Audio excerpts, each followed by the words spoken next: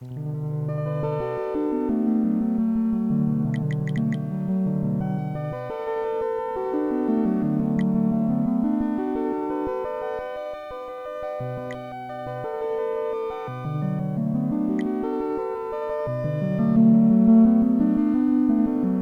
ma cuisine,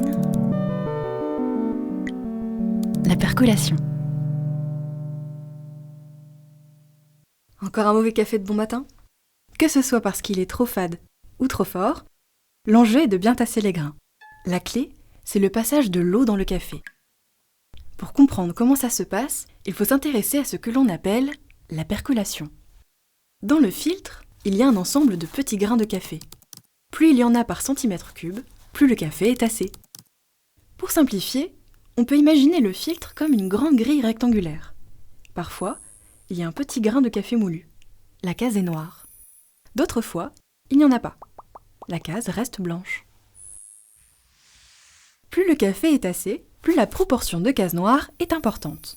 Quand on rajoute de l'eau, elle ne passe alors que par les cases blanches. Il faut admettre que notre grille s'éloigne beaucoup du café réel. En fait, on a fait en sorte d'oublier plein de détails de la vraie vie pour mieux comprendre ce qu'il se passe. En mathématiques, on appelle ça un modèle. Et grâce à celui que l'on vient de créer, on va pouvoir observer l'écoulement de l'eau dans le café et voir si elle passe rapidement entre les grains ou non. Comme il y a beaucoup de grains, on ne va pas les placer précisément selon leur position sur la grille. Ah bon ? Ah. À la place, on va faire comme s'ils étaient répartis au hasard.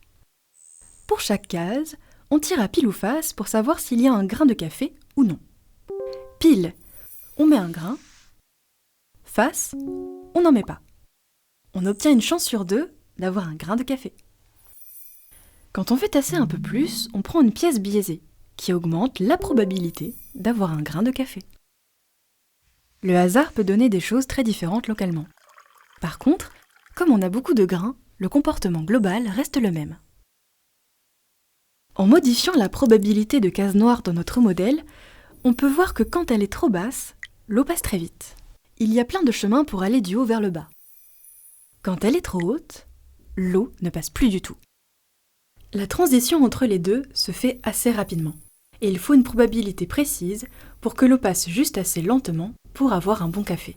C'est ce que l'on appelle la probabilité critique. Dans notre modèle, il y a alors peu de chemins qui traversent la grille de haut en bas. L'eau va bien prendre le goût de café. Et donc, c'est parce que cette probabilité critique est difficile à atteindre que mon café est mauvais. Voilà, c'est à ça que te sert ce modèle dans le cas du café. Mais les modèles de percolation peuvent s'appliquer à de nombreux phénomènes physiques et aider à les expliquer de manière simple.